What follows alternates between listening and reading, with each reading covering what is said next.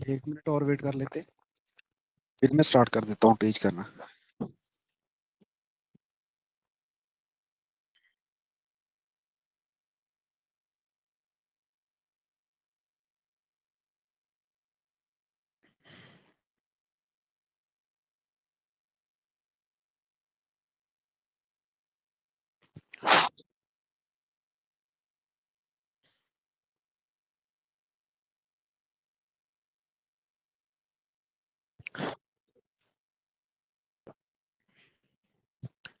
आवाज क्लियर आ रही है अब? एक दफा बता दे।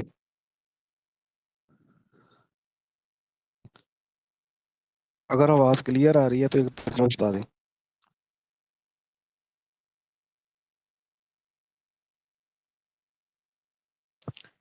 बेटा आवाज क्लियर आ रही है? जी जी सर जी। सर। बिल्कुल क्लियर है ना? कोई प्रॉब्लम तो नहीं है कि वो लोग कहेंगे बाद में कि समझ नहीं आई? नहीं सर, क्लियर है। नो सर, बिल्कुल क्लियर। ओके।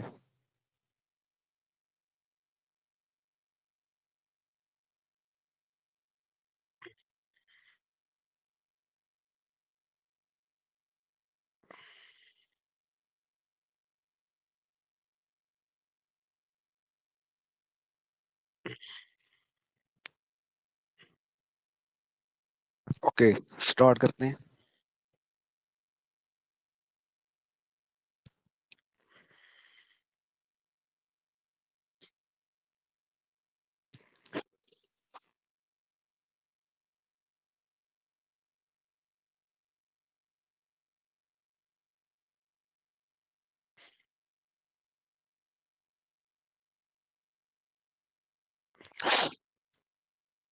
से बेटा आपको ये ऑर्थो नाइट्रो बेंजोइक एसिड नजर आ रहा होगा।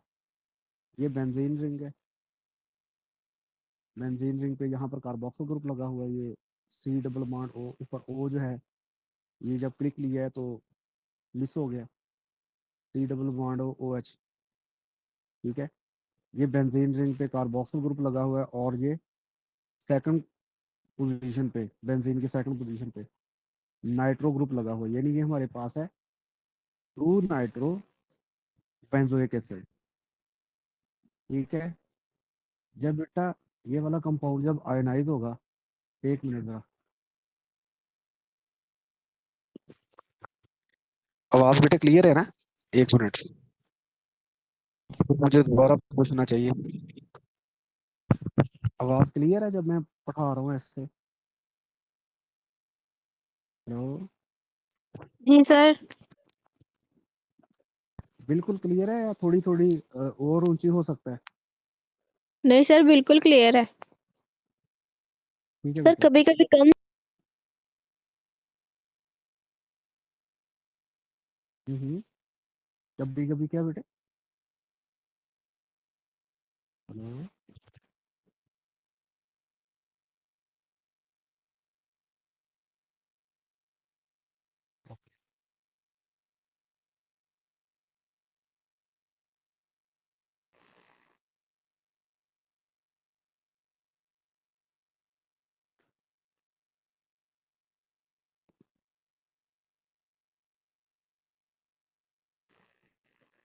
तो स्टूडेंट्स, ये आपको ऑर्थो नाइट्रो बेंजोइक एसिड नजर आ रहा है।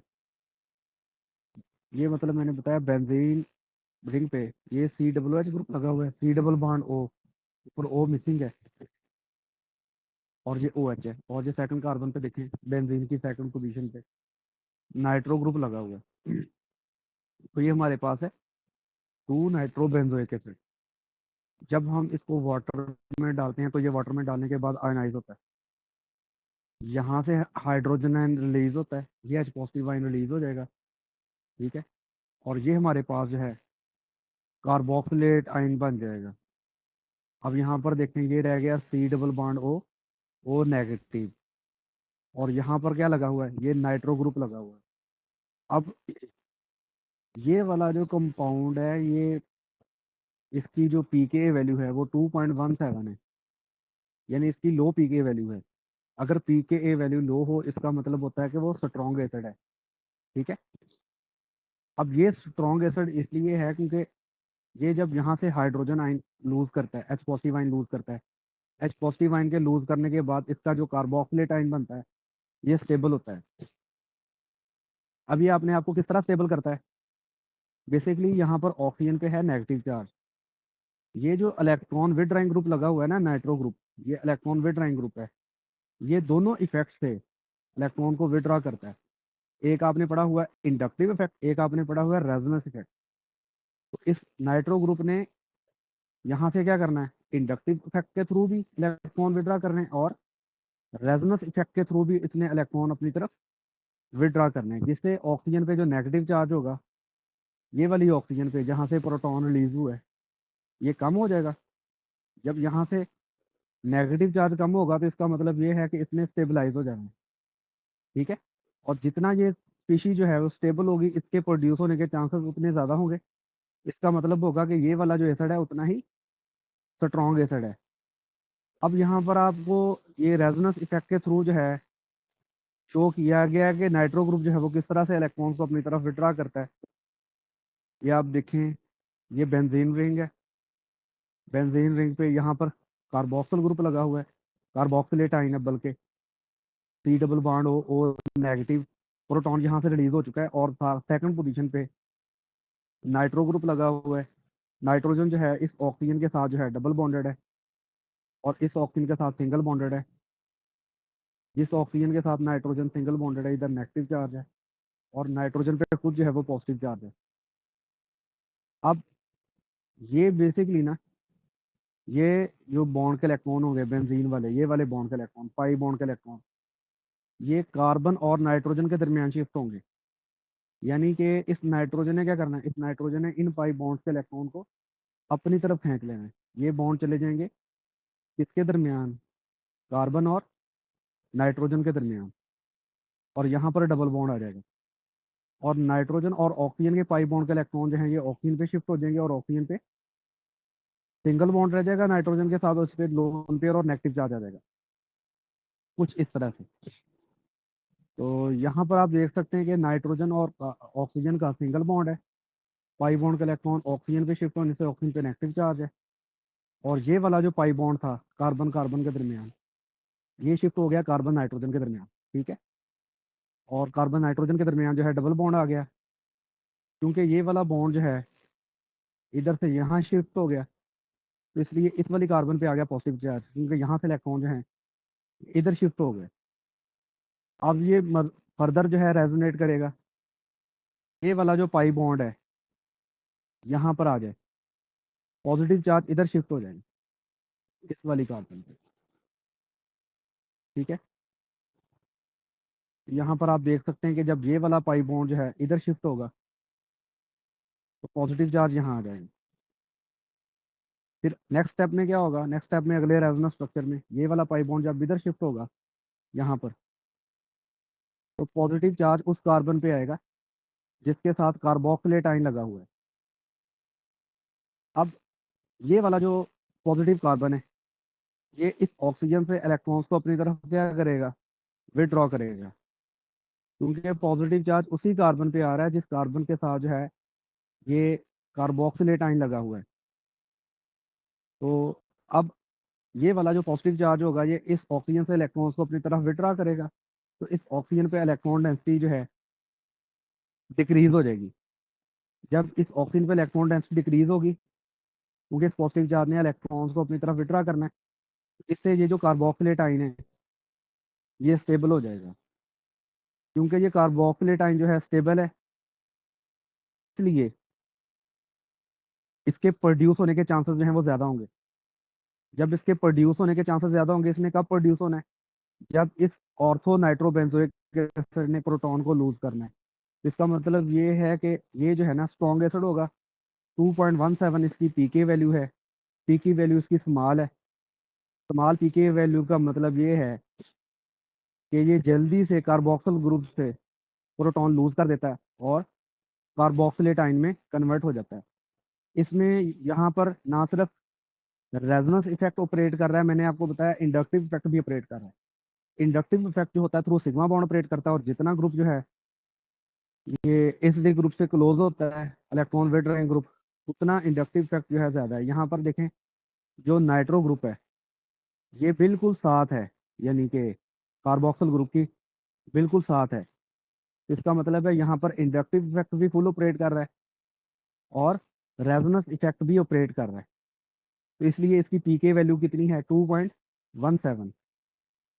इसके कंपैरेटिवली आप आ जाएं यहाँ पर पैरा नाइट्रो बेंजोइक एसिड।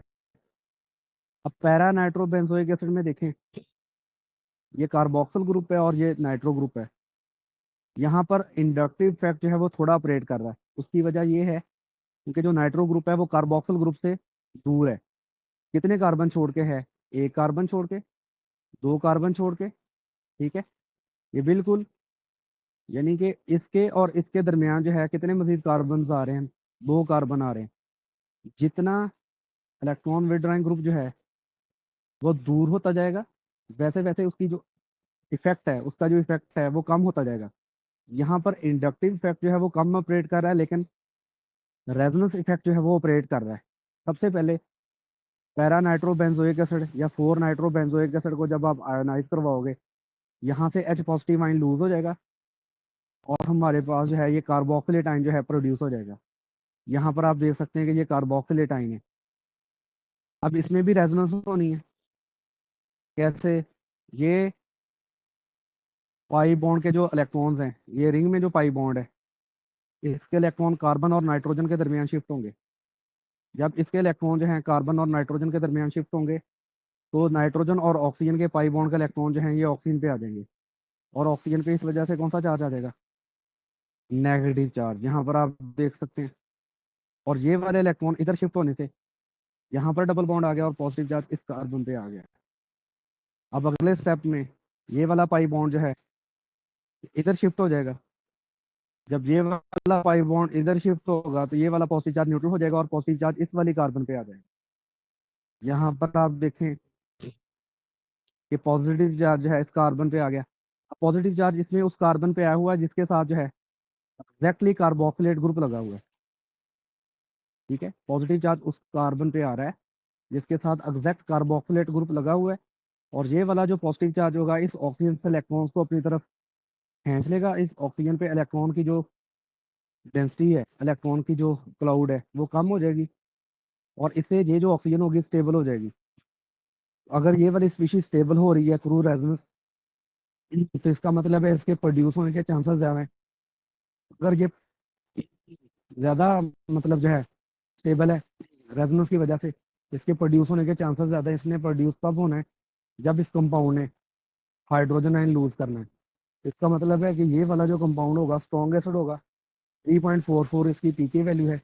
लेकिन इसके कंपैरिजन में अगर आप कंपेयर करें ऑर्थो नाइट्रो बेंजोइक एसिड और पैरा नाइट्रो बेंजोइक एसिड, इनमें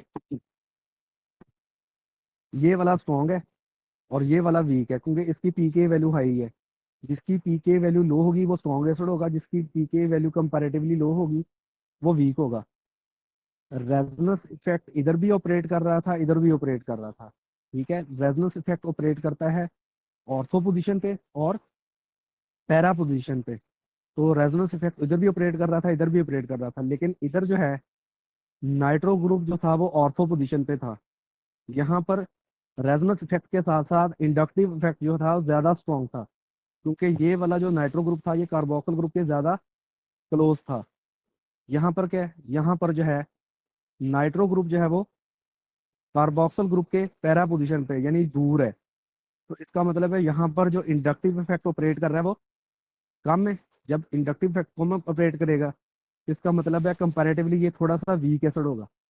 इसकी पीके वैल्यू 2.17, इसकी पीके वैल्यू लार्ज है 3.44।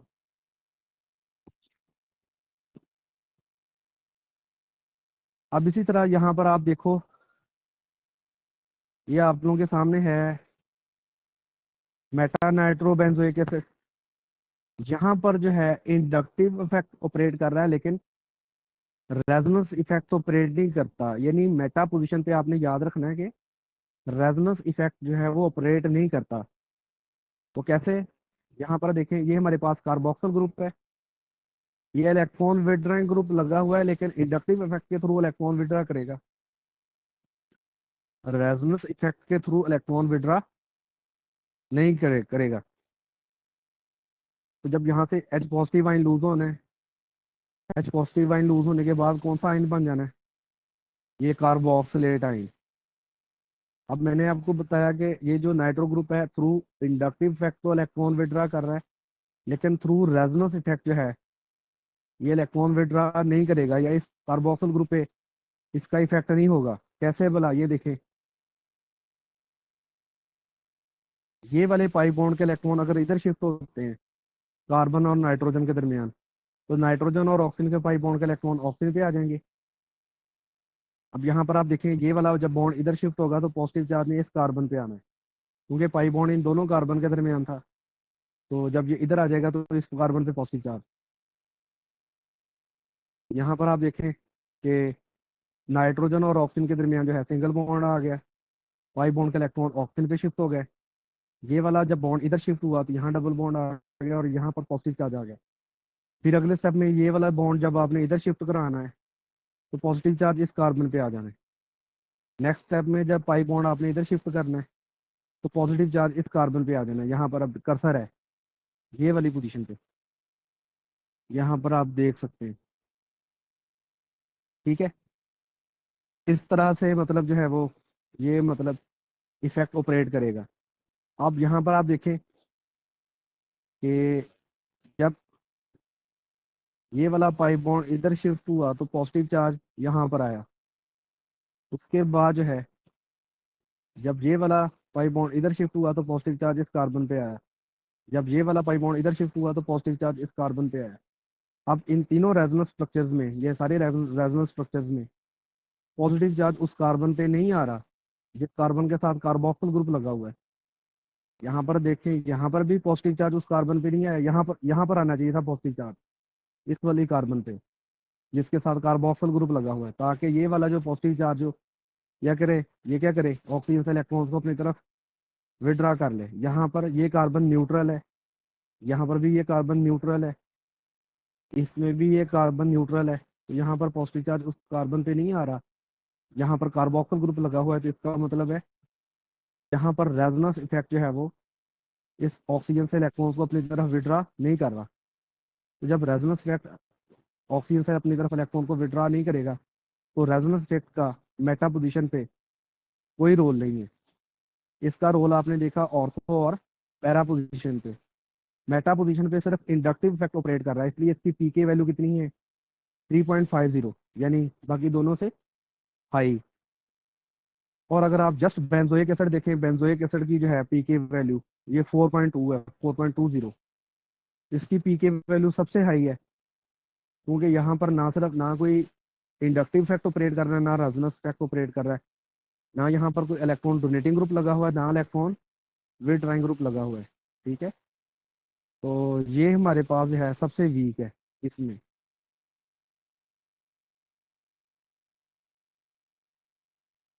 बेटा समझ आई आप लोगों को अभी मैंने आपको जो बताया? हेलो, हेलो, आवाज आ रही है बेटे?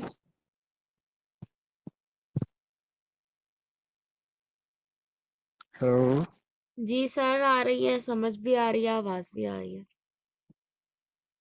कोई क्लियर, कोई प्रॉब्लम तो नहीं हुई अभी तक? No sir. अच्छा,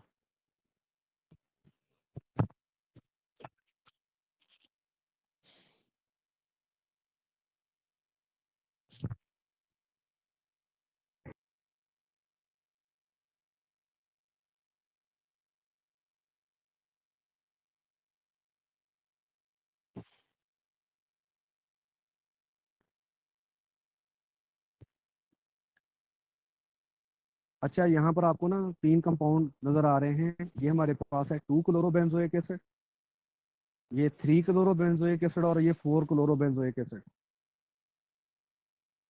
यहाँ पर जो क्लोरो ग्रुप है ऑर्थो पे लगा हुआ है, यहाँ पर क्लोरो ग्रुप जो है मेटा पे लगा हुआ है, और यहाँ पर क्लोरो ग्रुप जो है ये पैरा पे लगा हुआ है। अब क्लोरो पे लोन पेयर भी हैं और ये इलेक्ट्रोनेगेटिव भी है। जब कोई एटम इलेक्ट्रोनेगेटिव होता है ना, वो क्या करता है, हाई इलेक्ट्रोनेगेटिव अगर एटम लगा हो तो वो यहाँ से इलेक्ट्रॉन्स को विड्रॉ करता है रिंग से, क्योंकि ये रिंग में कार्बन है, क्लोरीन खुद इलेक्ट्रोनेगेटिव एलिमेंट है, तो ये कार्बन से अपनी तरफ इलेक्ट्रॉन को विड्रॉ करेगा। और यहाँ पर जो ये वाली ऑक्सीजन होगी, इससे ये क्लोरीन ने इलेक्ट्रॉन विड्रॉ करने किससे, रिंग से। ये रिंग से इलेक्ट्रॉन विड्रॉ करेगी और रिंग आगे किससे इलेक्ट्रॉन विड्रॉ करेगा, कार्बन से। और कार्बन ने आगे इलेक्ट्रॉन किससे विड्रॉ करने हैं, ऑक्सीजन पे। तो ऑक्सीजन पे इलेक्ट्रॉन डेंसिटी जो है डिक्रीज हो जाएगी और प्रोटॉन का रिलीज होना आसान हो जाएगा। या अब आप कह लें कि ये जो अनाइन बनना है, कार्बोक्सिलेट आयन बनना है, इस हाइड्रोजन आयन के लूज होने के बाद ये स्टेबल होगा। ये जो क्लोरीन है ना, एक तो इलेक्ट्रॉन विड्रॉइंग ग्रुप है क्योंकि इसकी इलेक्ट्रोनेगेटिविटी ज्यादा है। ये इलेक्ट्रॉन डोनेटिंग ग्रुप भी है। कैसे? क्योंकि इसके ऊपर देखें लोन पेयर है। जब किसी स्पीशी पे लोन पेयर होता है ना, वो अपने लोन पेयर को डोनेट कर सकती है। लेकिन यहाँ पर जो है, इसका जो इफेक्ट ऑपरेट करेगा, that is electron with drawing inductive effect, not electron donating inductive effect. यानी कि यहाँ पर क्लोरीन जो है अपनी ज्यादा इलेक्ट्रॉन एक्टिविटी की वजह से इसका जो रोल होगा वो इलेक्ट्रॉन विद ड्रॉइंग का रोल होगा, इंडक्टिव इफेक्ट के थ्रू। लोन पेयर के थ्रू इसने इलेक्ट्रॉन जब डोनेट करने हैं तो वो रेजोनेंस इफेक्ट होगा। लेकिन यहाँ पर रेजोनेंस इफेक्ट ने ऑपरेट नहीं करना। यहाँ पर कौन से इफेक्ट ने ऑपरेट करना है, इंडक्टिव इफेक्ट ने। क्लोरीन की ज्यादा इलेक्ट्रोनेगेटिविटी की वजह से इसने क्या करना है, रिंग से इलेक्ट्रॉन अपनी तरफ विड्रा करने, और रिंग ने आगे कार्बन से इलेक्ट्रॉन विड्रा करने, और कार्बन ने आगे किससे इलेक्ट्रॉन विड्रा करने, इस ऑक्सीजन से जिसके साथ हाइड्रोजन लगा हुआ है। तो अब यहाँ पर देखें इसकी पीके वैल्यू कितनी है, 2.92। इसकी पीके वैल्यू लो है, इसका मतलब स्ट्रॉन्ग एसिड है। क्योंकि जब यहाँ से हाइड्रोजन आयन लूज होगा तो ऑक्सीजन जो है उसके ऊपर नेगेटिव चार्ज कम हो जाना है, क्योंकि ऑक्सीजन से इलेक्ट्रॉन्स किसने विड्रॉ कर लेने, क्लोरीन ने। यहाँ पर क्लोरीन बिल्कुल पास लगा हुआ है ऑर्थो पे। यहाँ पर आप देखें क्लोरीन लगा हुआ है मेटा पे, ये जरा दूर लगा हुआ है। यहाँ पर इंडक्टिव इफेक्ट जो है वो थोड़ा ऑपरेट कर रहा है, इसलिए इसकी पीके वैल्यू कितनी है, 3.82, इससे ज्यादा, यानी ये वीक एसिड। क्योंकि यहाँ पर क्लोरीन जो है वो जरा फासले पे लगी हुई है और ये इतना इलेक्ट्रॉन विड्रा नहीं कर रही जितना यहाँ से इलेक्ट्रॉन विड्रा कर रही थी। अब यहाँ पर क्लोरीन जो है मैक्सिमम डिस्टेंस पे लगी हुई है, पैरा पोजीशन पे, तो इसकी इलेक्ट्रॉन विड्राइंग एबिलिटी जो है इस ऑक्सीजन से वो सबसे कम है, फासला ज़्यादा होने की वजह से, डिस्टेंस ज़्यादा होने की वजह से, और इसलिए इसकी जो पीके वैल्यू है वो सबसे हाई है, 3.98, यानी सबसे वीक एसिड है ये। ठीक है, यहाँ तक बेटे समझ आ गई? हेलो,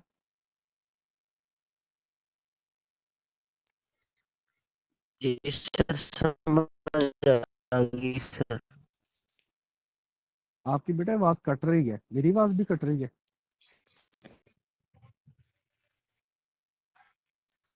हेलो,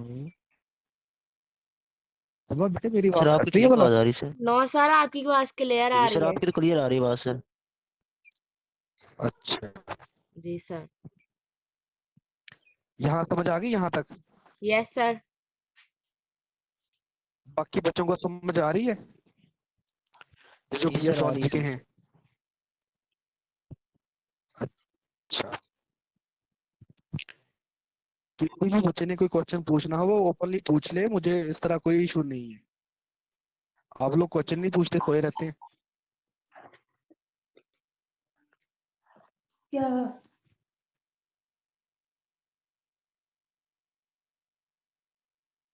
ओके,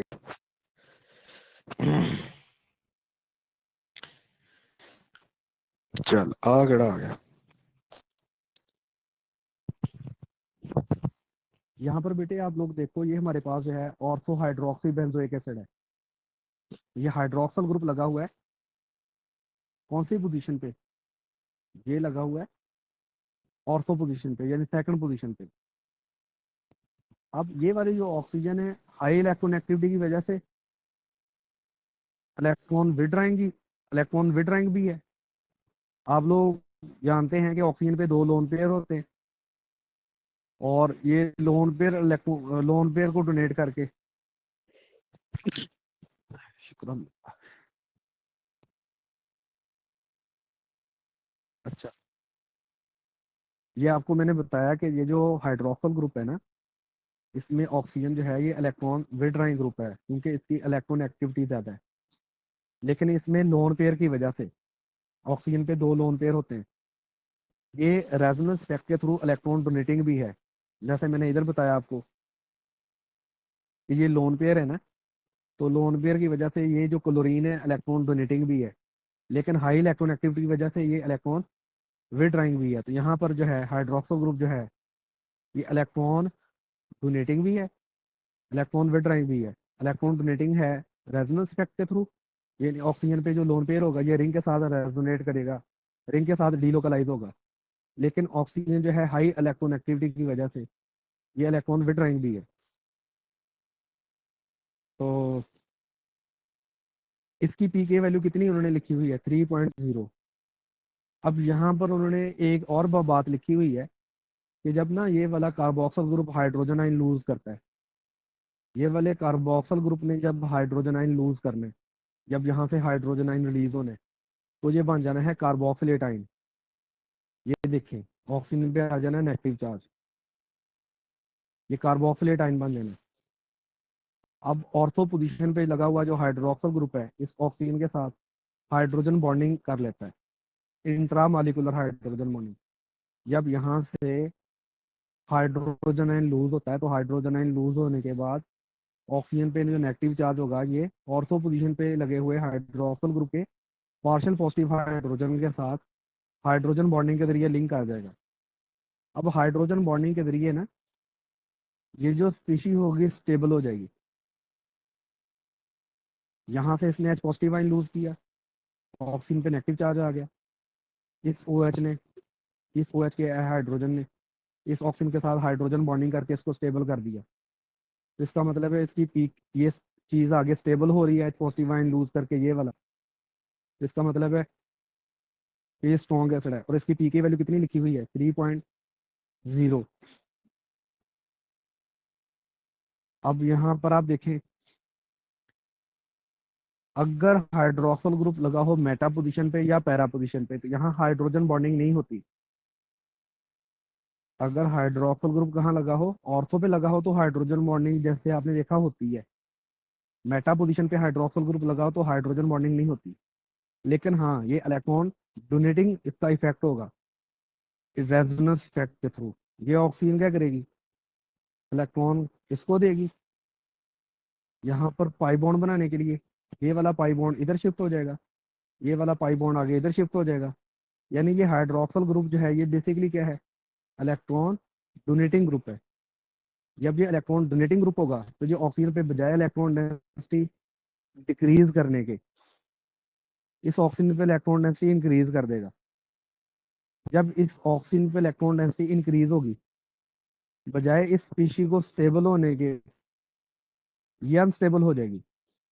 यानी इसके हाइड्रोजन लूज करने के चांसेस बजाय कम होने के बढ़ जाएंगे, सॉरी, इसके हाइड्रोजन लूज करने के चांसेस बढ़ने की बजाय ये कम हो जाएंगे।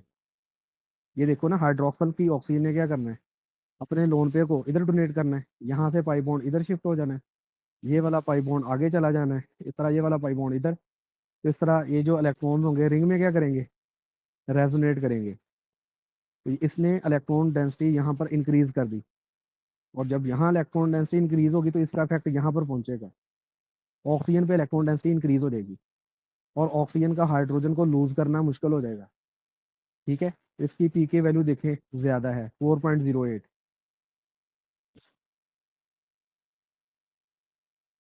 सेम ऐसे ही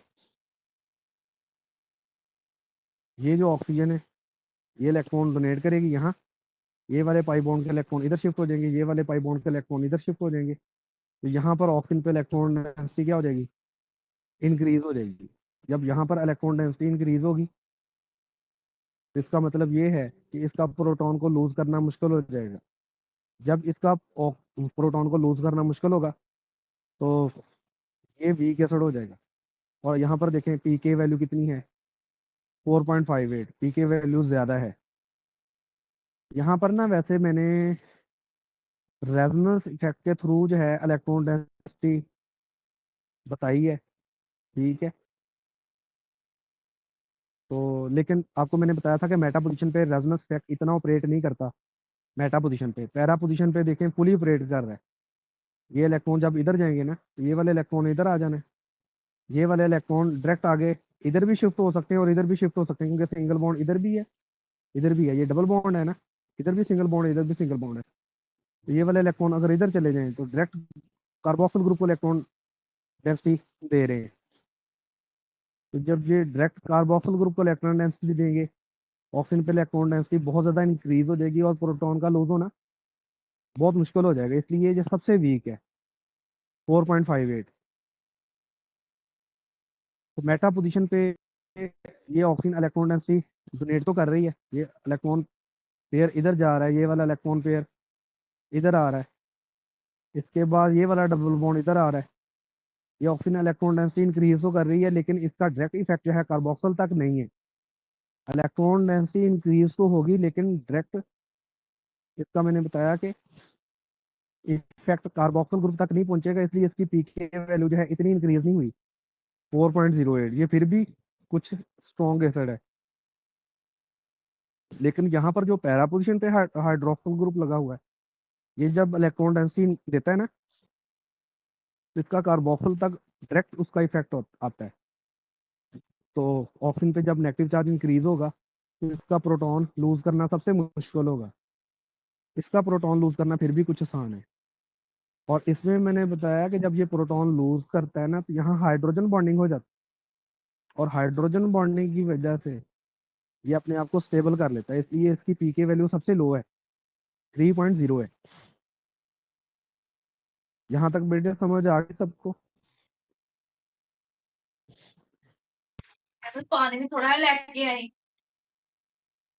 पानी थोड़ा लेके आवांगे, लेकिन पहले दाहो दो समझ आएगी नहीं।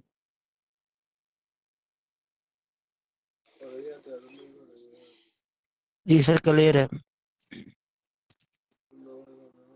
अच्छा, अब बेटे कोई सवाल तो नहीं है? नो सर जी, क्लियर है।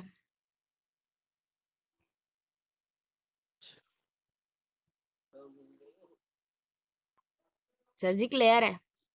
सही, ठीक है ठीक है। तो यहाँ पर ये जो लिखा हुआ है ये सारा का सारा मैंने एक्सप्लेन कर दिया।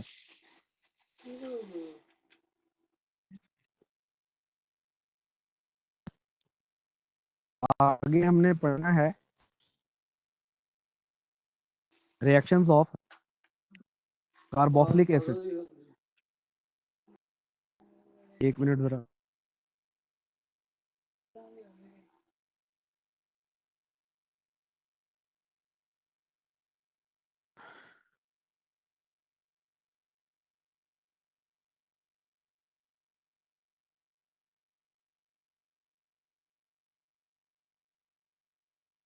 तो रिएक्शंस ऑफ कार्बोक्सिलिक एसिड में सबसे पहले नंबर पे उन्होंने लिखा हुआ है कार्बोक्सिल ग्रुप के वो रिएक्शंस जिनमें एज एसिड बिहेव करता है। तो सबसे पहले उन्होंने लिखा हुआ है रिप्लेसमेंट ऑफ एसिडिक हाइड्रोजन यानी साल्ट फॉर्मेशन। आपको पता है कार्बोक्सिलिक एसिड क्योंकि एसिड है, तो एसिड वो स्पीशी होती है जो H पॉजिटिव आयन लूज करे। तो जो एसिटिक एसिड है या जो कार्बोक्सिलिक एसिड हैं ये H पॉजिटिव आयन लूज कर देते हैं और ये बेसिस के साथ रिएक्ट करके साल्ट और वाटर बनाते हैं। मसलन जो एसिटिक एसिड है, अगर हम इसका NaOH से रिएक्शन करवाएं तो OH आयन जो है यहाँ से हाइड्रोजन आयन ले लेगा, तो OH आयन और हाइड्रोजन आयन के मिलने से वाटर प्रोड्यूस होगा और ये हाइड्रोजन आयन जो है उसकी जगह सोडियम आयन लग जाएगा। वाटर प्रोड्यूस हो गया और साथ सोडियम एसिटेट प्रोड्यूस हो गया। इसी तरह अगर हम ये बेंजोइक एसिड है उसका सोडियम बाइकार्बोनेट से रिएक्शन करवाएं, क्या होगा? एक हाइड्रोजन जे एक हाइड्रोजन जे ये यहाँ से एक ऑक्सीजन लेके H2O में कन्वर्ट हो जाएंगे। CO3 से जब एक ऑक्सीजन निकल जाएगी तो CO2 रह जाएगा। CO2 यानी कार्बन डाइऑक्साइड गैस बनेगी। और जब ये वाला हाइड्रोजन यहाँ से निकल जाएगा उसकी जगह ये सोडियम आयन लग जाएगा। तो यहाँ पर आप देखो, यहाँ से हाइड्रोजन एक निकला, उसकी जगह सोडियम आ गया, यानी यहाँ से हाइड्रोजन की जगह सोडियम आ जाना है। एक हाइड्रोजन जे दो हाइड्रोजन है, एक ऑक्सीजन लेके वाटर, और साथ जो है CO3 ने जब ऑक्सीजन देना है तो CO2 रह जाना है। इस एग्जाम्पल में दो एसिटिक एसिड के मॉलिक्यूल सोडियम कार्बोनेट से रिएक्ट कर रहे हैं, CO3 आना है, होगा ये एक एसिटिक एसिड एक हाइड्रोजन लूज करेगा क्योंकि ये दो हैं, तो दो हाइड्रोजन आ जाएंगे और ये CO3 से एक ऑक्सीजन लेके ये कन्वर्ट हो जाएंगे H2O में, और CO3 ने ऑक्सीजन देने के बाद CO2 बन जाना है। और ये जो दो हैं जो हाइड्रोजन लूज करेंगे उनकी जगह सोडियम आयन लग जाएंगे। तो इस तरह से हमारे पास जो है सोडियम एसीटेट प्रोड्यूस हो जाएगा। अब वो कहता है कि ये जो हमारे पास साल्ट बनता है इसका हम एसिड दोबारा रिकवर कर सकते हैं। कैसे? अगर हम इसका HCl से रिएक्शन करवा दें साल्ट का, जो यहाँ पर साल्ट बन रहा था, तो इसका जब हम इस HCl से रिएक्शन करवाएंगे Na जो है वो Cl से मिलकर NaCl में कन्वर्ट हो जाएगा और सोडियम आयन की जगह दोबारा हाइड्रोजन आयन लग जाएगा। तो इस तरह हमारे पास जो है एसिटिक एसिड प्रोड्यूस हो जाएगा। इसके बाद जो है अगले उन्होंने कुछ रिएक्शन लिखे हैं, reactions involving substitution of hydroxyl group, यानी ऐसे रिएक्शन जिनमें कार्बोक्सिल ग्रुप का OH ग्रुप निकल जाएगा और उसकी जगह कोई और ग्रुप आके लग जाएगा। जो दूसरा आने वाला ग्रुप होगा वो न्यूक्लियोफाइल होगा। कार्बोक्सिल ग्रुप का OH निकलना है, उसकी जगह कोई न्यूक्लियोफाइल आके लग जाना है। अब सबसे पहले इसका जर्नल मैकेनिज्म देखते हैं कि ये रिएक्शन कैसे होगा। लिखा हुआ है कि इस रिएक्शन को एसिड जो है कैटालाइज करेगा। कैसे? कि जब हम कार्बोक्सिलिक एसिड का हाइड्रोजन आयन के साथ यानी एसिड के साथ रिएक्शन करवाएंगे तो ऑक्सीजन का लोन पेयर जो है ये हाइड्रोजन ले लेगा। यहाँ पर आप देखें कि कार्बन के साथ जो है जो ऑक्सीजन डबल बॉन्डेड थी उसके साथ हाइड्रोजन लग गया। अगले स्टेप में ये जो ऑक्सीजन है इसने पाई बॉन्ड के इलेक्ट्रॉन को अपनी तरफ खींच लेना है क्योंकि इस पे पॉजिटिव चार्ज है, तो पॉजिटिव चार्ज शिफ्ट हो जाना है कार्बन पे। फिर अगले स्टेप में ये जो न्यूक्लियोफाइल होगा ये वाला इस कार्बन पर अटैक करेगा। जब ये कार्बन पर अटैक करेगा तो यहाँ पर देखें कि न्यूक्लियोफाइल लग गया। फिर अगले स्टेप में यहाँ से OH और H निकल जाएगा तो वाटर निकल जाएगा और ये कार्बन और ऑक्सीजन के दरमियान जो है डबल बॉन्ड आ जाएगा। यहाँ पर आप देखें ये डबल बॉन्ड आ गया दोबारा और न्यूक्लियोफाइल लगा हुआ है, तो यानी OH जो है वो किससे रिप्लेस हो गया? न्यूक्लियोफाइल से। तो एसिड का डेरिवेटिव प्रोड्यूस हो गया। अब हम इसमें कुछ एग्जांपल्स देखते हैं, जैसे एसिड क्लोराइड फॉर्मेशन लिखा हुआ है। अगर हम रिएक्शन करवाएं कार्बोक्सिलिक एसिड का SOCl2 से, तो ना ये है एक हाइड्रोजन है एक क्लोरीन से मिलके, ये इसका जो मैकेनिज्म है ना ये FSC की बुक में भी लिखा हुआ है। यानी मैंने आपको बताया हुआ है कि जो आप रिएक्शंस पढ़ेंगे ना उनके जो मैकेनिज्म FSC की बुक में है ना वो वहाँ से आपने लाजमी करने हैं। तो ये हाइड्रोजन ने एक क्लोरीन से मिलके क्या बनाना है? HCl। ये जो SO है इसने ये वाली ऑक्सीजन लेके SO2 और पीछे रह गया R C double bond O, R C double bond O के साथ क्या लग जाएगा, एक क्लोरीन लग जाएगा। तो इस तरह हमारे पास जो है एसिड क्लोराइड प्रोड्यूस हो जाएगा।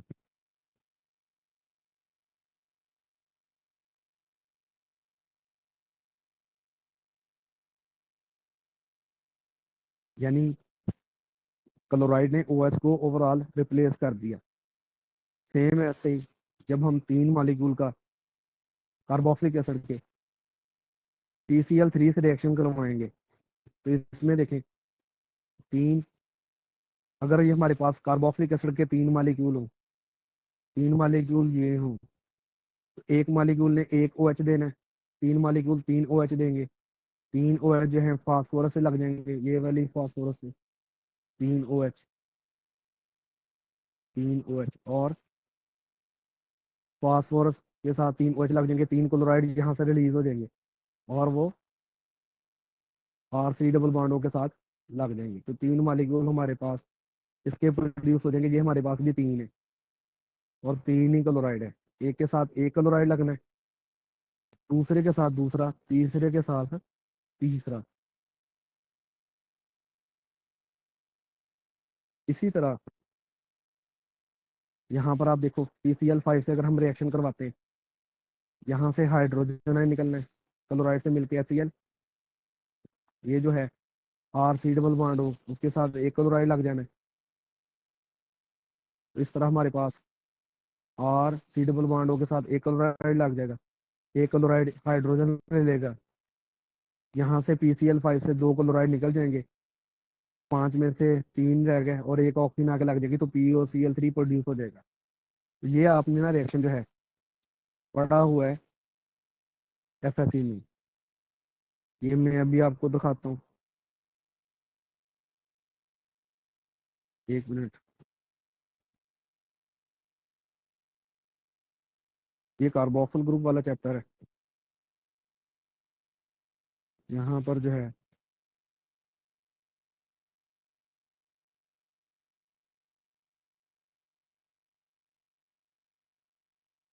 एक मिनट,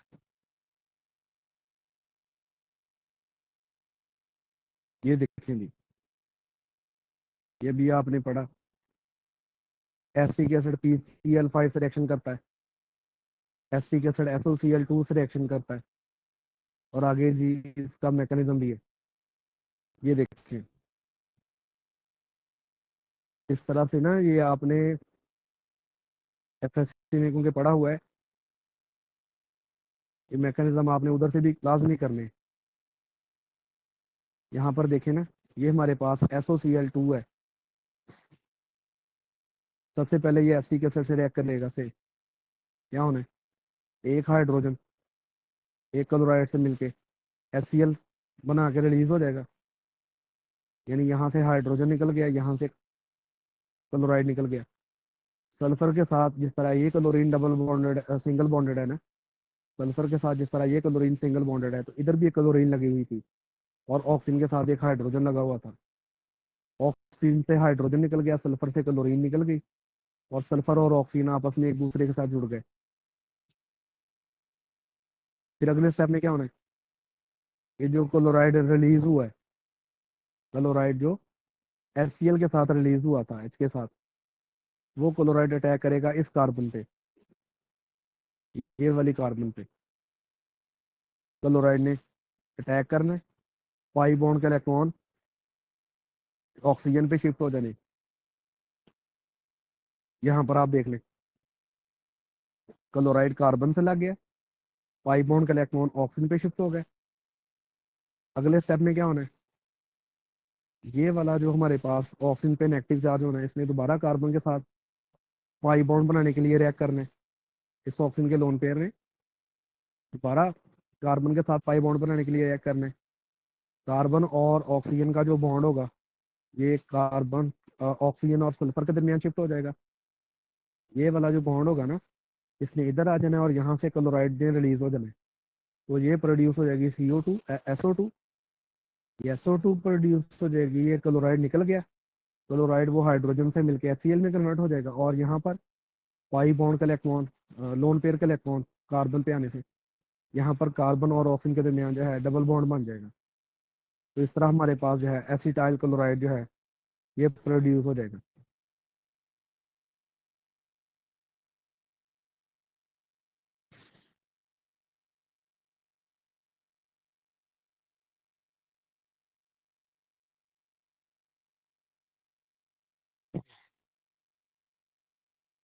सेकंड रिएक्शन उन्होंने दिया हुआ है अमाइड फॉर्मेशन। कि अगर हम कार्बोक्सिलिक एसिड का रिएक्शन करवाएं अमोनिया से, क्या होना है, यहाँ से OH निकल जाना है, अमोनिया से H निकल जाना है। OH निकलेगा कार्बोक्सिलिक एसिड से, H निकलेगा अमोनिया से, वाटर में कन्वर्ट हो जाएंगे और OH की जगह NH2 ग्रुप आगे लग जाएगा। इस तरह से हमारे पास है एसिडामाइड प्रोड्यूस होगा। इसका मैकेनिज्म भी आपने पढ़ा हुआ है जी, इसी में ये देखें, ये है जी formation of amide reaction with ammonia. ये एसिटिक एसिड है, सबसे पहले इसके साथ अमोनिया रिएक्ट करेगी, NH3 जो है ये वाला हाइड्रोजन लेके NH4 में कन्वर्ट हो जाएगा, अमोनियम एसीटेट प्रोड्यूस होगा। फिर अमोनियम एसीटेट को हम क्या करेंगे, हीट करेंगे। हीट करना है, यहाँ से वाटर रिलीज हो जाएगा, 2 हाइड्रोजन 1 ऑक्सीजन से मिलके वाटर, और पीछे रह जाएगा NH2। तो इसका हमारे पास जो है एसिडामाइड प्रोड्यूस हो जाएगा। अब यहाँ उन्होंने इसका मैकेनिज्म लिखा है, ये जो नाइट्रोजन का लोन पेयर है अमोनिया में, ये कार्बोक्सिल कार्बन पे अटैक करेगा, कार्बन और ऑक्सीजन के पाई बॉन्ड का इलेक्ट्रॉन ऑक्सीजन पे शिफ्ट हो जाएंगे, क्योंकि ऑक्सीजन पहले ही इलेक्ट्रॉन को अपनी तरफ विड्रॉ कर रही है, क्योंकि ये हाईली इलेक्ट्रोनेगेटिव है। जब NH3 जो है कार्बन से लग जाएगा और पाई बॉन्ड का इलेक्ट्रॉन ऑक्सीजन पे शिफ्ट हो जाएंगे, तो ऑक्सीजन पे आ गया नेगेटिव चार्ज, क्योंकि नाइट्रोजन ने अपना लोन पेयर कार्बन को डोनेट किया है, तो नाइट्रोजन पे खुद पॉजिटिव चार्ज है। अब नाइट्रोजन जो है ना, यहाँ से एक हाइड्रोजन आयन लूज कर देगी, हाइड्रोजन आयन ने यहाँ से इधर शिफ्ट हो जाना है, क्योंकि इसके पास ना पॉजिटिव चार्ज है, तो इसने एक हाइड्रोजन से इलेक्ट्रॉन नाइट्रोजन ने खींच लेने और H पॉजिटिव आयन ने ऑक्सीजन पे लग जाना है, यानी प्रोटॉन का ट्रांसफर हो जाना है। बल्कि वो कहता है कि यहाँ से प्रोटॉन जो है इधर ट्रांसफर होगा, यहाँ पर OH, ताकि यहाँ से फिर वाटर जो है वो रिलीज हो सके। यहाँ से प्रोटॉन एक इधर शिफ्ट हो गया, अब यहाँ से ये H2O निकल सकता है, ये ऑक्सीजन जो है इस पे पॉजिटिव चार्ज है, ये बॉन्ड का इलेक्ट्रॉन को खींच के अपनी तरफ निकल जाएगी, इधर ये वाटर निकल जाएगा। और जब यहाँ से वाटर निकलना है, तो ऑक्सीजन का जो लोन पेयर होगा और नेगेटिव चार्ज, इसने दोबारा कार्बन से पाई बॉन्ड बना लेना है। जब यहाँ पर दोबारा पाई बॉन्ड बनेगा, यहाँ दोबारा डबल बॉन्ड आ जाएगा और वाटर यहाँ से रिलीज हो गया। इस तरह से हमारे पास जो कंपाउंड प्रोड्यूस हो रहा है, दैट इज एसिटामाइड।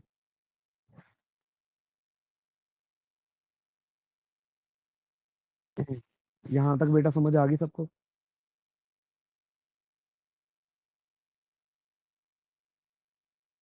हेलो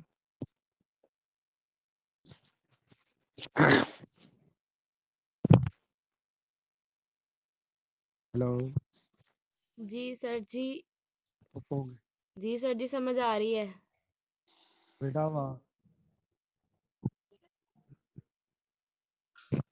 सो तो नहीं गए? आ रही है समझ सर जी। नहीं सर, जाग रहे हैं हम। जाग रहे हैं, नहीं सोए अभी। अच्छा, क्या?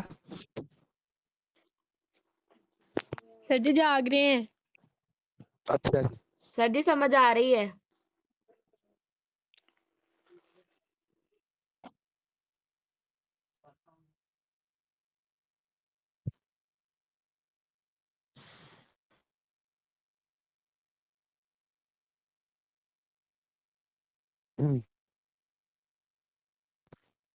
इसके बाद अगला दिया हुआ है एस्टर फॉर्मेशन, एस्टेरिफिकेशन।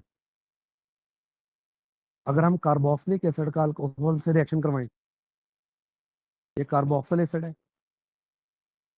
और ये अल्कोहल है, सल्फ्यूरिक एसिड की मौजूदगी में, तो इससे हमारे पास जो है एसिड प्रोड्यूस होता है और साथ वाटर प्रोड्यूस होता है। इस रिएक्शन को एस्टेरिफिकेशन कहते हैं। इसका भी मैकेनिज्म आपने एफएससी में पढ़ा है। ये देखो जी, ये रिएक्शन है, एक मिनट, ये आपके सामने एसिटिक एसिड है, ये अल्कोहल है, यहाँ से OH आएगा एसिटिक एसिड से, यहाँ से H आना है तो इसलिए वाटर कन्वर्ट हो जाना है, और यहाँ पर OH की जगह O3 2H5 ग्रुप लग जाएगा, O3 2H5 ग्रुप लग जाएगा, तो ये हमारे पास कंपाउंड प्रोड्यूस होगा इथाइल एसीटेट। अगर हम इसका मैकेनिज्म देखें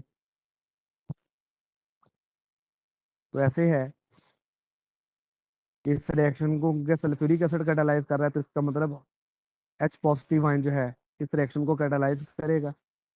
ये ऑक्सीजन का जो लोन पेयर है, ये ऑक्सीजन का लोन पेयर, ये प्रोटॉन को कैप्चर कर लेगा,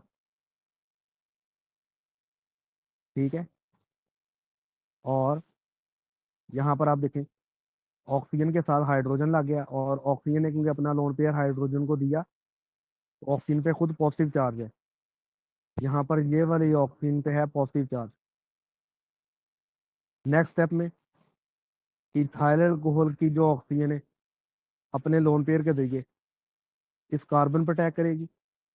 इथाइल अल्कोहल की ऑक्सीजन लोन पेयर के जरिए इस कार्बन पर अटैक करेगी, और पाई बॉन्ड के इलेक्ट्रॉन जो है इस ऑक्सीजन पे शिफ्ट हो जाएंगे। यहाँ पर आप देख सकते हैं कि अल्कोहल की ऑक्सीजन जो है कार्बोक्सिल कार्बन से लग गई, और ये कार्बन और ऑक्सीजन के पाई बॉन्ड का इलेक्ट्रॉन ऑक्सीजन पे शिफ्ट होने से यहाँ पर पॉजिटिव चार्ज जो था वो न्यूट्रल हो गया, क्योंकि ये वाला ऑक्सीजन ने इलेक्ट्रॉन पेयर दिए कार्बन को, पॉजिटिव चार्ज आ गया इससे। अब अगले स्टेप में क्या होना है, ये वाला जो OH है इसकी ऑक्सीजन ने अपने लोन पेयर के जरिए, ये जो OH लगा हुआ है ना, इसकी ऑक्सीजन ने अपने लोन पेयर के जरिए इस हाइड्रोजन को ले लेना है, और ये वाली ऑक्सीजन और हाइड्रोजन के बॉन्ड के इलेक्ट्रॉन ऑक्सीजन पे शिफ्ट हो जाने हैं, और इसका इससे पॉजिटिव चार्ज जो है ये न्यूट्रल हो जाएगा। इस ऑक्सीजन ने प्रोटॉन लेना है, और ये वाला बॉन्ड इधर शिफ्ट हो जाना है। यहाँ पर आप देखें कि ऑक्सीजन ने क्या किया है, हाइड्रोजन ले लिया, और ये वाला ऑक्सीजन और हाइड्रोजन का बॉन्ड जो है ऑक्सीजन पे शिफ्ट होने से ऑक्सीजन का पॉजिटिव चार्ज न्यूट्रल हो गया।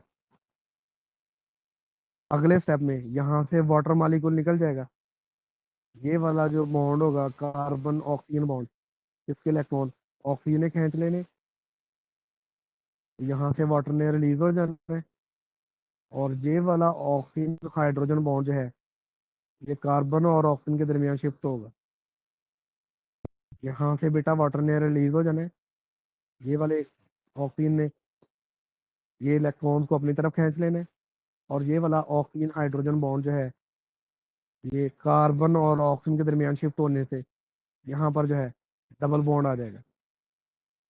H पॉजिटिव आयन यहाँ से लूज हो गया, कौन से वाला, ये वाला H positive ion, water lose हो गया, कार्बन और ऑक्सीजन के दरमियान डबल बॉन्ड आ गया, और ये वाली कार्बन के साथ आगे O3 2H5 ग्रुप लगा हुआ है। इस कंपाउंड का नाम है इथाइल एसीटेट।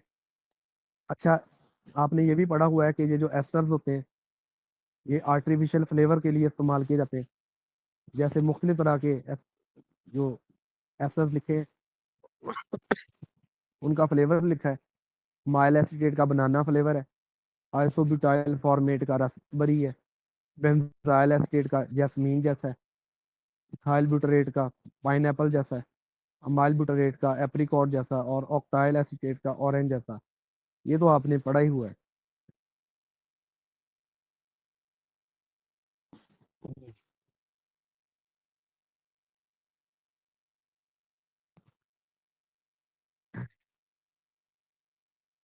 यहाँ तक किसी को कोई प्रॉब्लम तो नहीं है?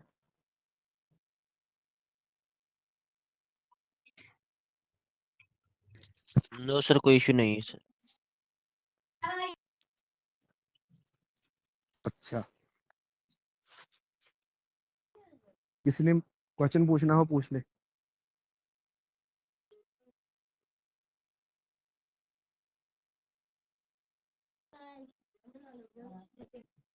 Hello,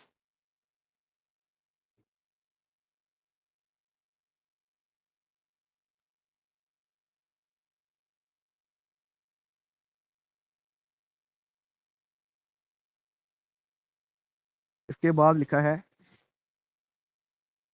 acid anhydride formation. अब ये हमारे पास दो बेंजोइक एसिड के मॉलिक्यूल हैं और इसका हम एसिटिक एनहाइड्राइड से रिएक्शन करवा रहे हैं। या आपने गौर करना है, ये एक बेंजोइक एसिड कर लें,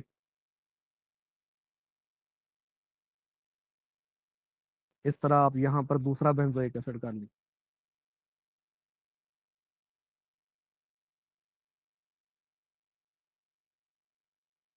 तो होगा ये, एक से ओ एच आएगा, एक से एच आएगा, एक से क्या आना है, एक से क्या आना है, ओ एच। मसलन यहाँ से ओ एच आ गया, यहाँ से एच आ गया, तो उन्होंने मिलकर क्या बना लेना है, वाटर। और इस ऑक्सीजन ने इस कार्बन के साथ लिंक कर जाना है। तो इस तरह से हमारे पास जो है एसिडिक एनहाइड्राइड प्रोड्यूस होगा। अब इसके साथ जो ये रिएक्ट कर रहा है,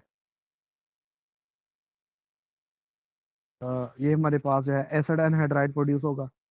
अब एक पहले वाला भी एसिड एनहाइड्राइड है, जैसे एसिटिक एनहाइड्राइड, वो वाटर को ले लेगा, यानी वाटर जो इससे निकलना है ना, वो इसने लेना है। इसका खुद ये वाला जो बॉन्ड है ये टूट जाना है, जो हाइड्रोजन आया था उसने इस ऑक्सीजन से लगना है, और जो ओ एच आया था उसने इसके साथ लगना है।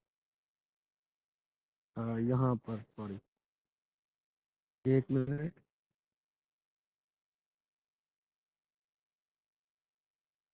उसने लगना है यहाँ पर।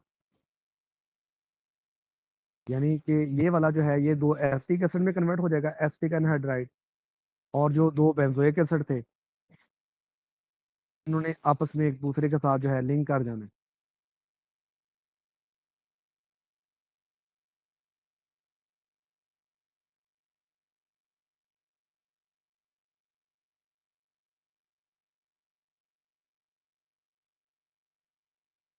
तो यहाँ पर आप देख सकते हैं ये दो बेंजोइक एसिड आपस में रिएक्ट कर गया और एसिटिक एनहाइड्राइड जो है वो एसिटिक एसिड में कन्वर्ट हो गया। अच्छा, इस रिएक्शन को नाम लिखा हुआ है असाइल सब्स्टिट्यूशन। यानी इसमें ऐसे हो रहा है ना कि R C double bond O, O H से ये जो एच है ये निकल रहा है, और ओ एच की जगह ये ग्रुप आगे लग रहा है, असाइल ग्रुप। इस ग्रुप का नाम असाइल है, इसलिए इसे असाइल सब्स्टिट्यूशन भी बोलते हैं। असाइल सब्स्टिट्यूशन भी इसे बोलते हैं। ठीक है,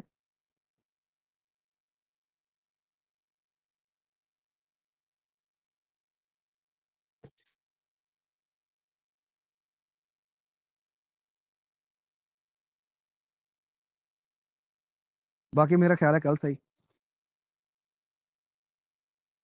हेलो, और पढ़ना कि बस कल सही बता दें? सर सर जी कल सही। सर आप बहुत प्यारे हैं। हैं? मैंने कहा सर आप बहुत प्यारे हैं।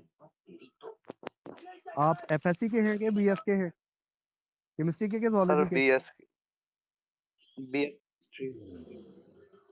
बीएस साइकोलॉजी के? केमिस्ट्री। अच्छा,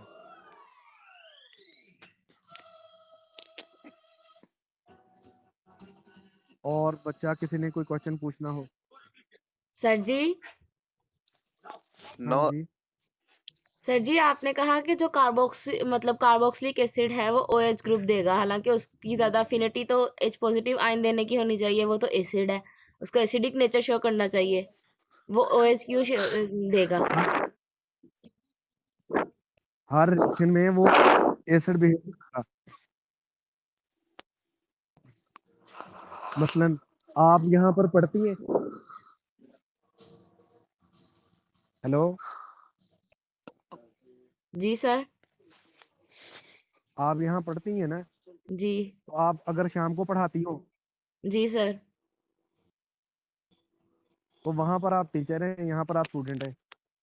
आप अच्छा। ही हैं जो, आप स्टूडेंट भी हैं, आप ही हैं जो टीचर भी हैं, आप ही हैं जो बेटी भी हैं, आप ही हैं जो बहन भी हैं, आप ही हैं, मतलब आपके इतने सारे रोल हैं। जी सर।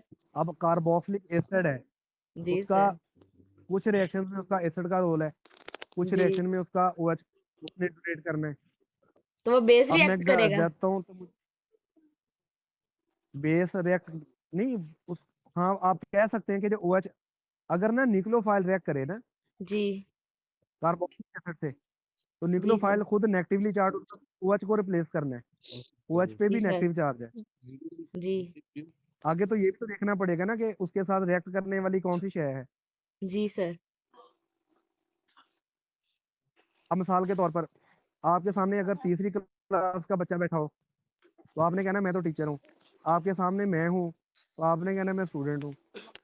आप ही मतलब आपके दो रोल हैं, डिपेंड करता है अगले वाला कौन सा है। जी सर। अब आप कहें कि मैं तो टीचर हूँ जी, मैंने तो 12 पढ़ ली है, तो अगले वाला देखो ना, अगले वाला उससे भी पढ़ा लिखा है। जी सर। हाँ जी,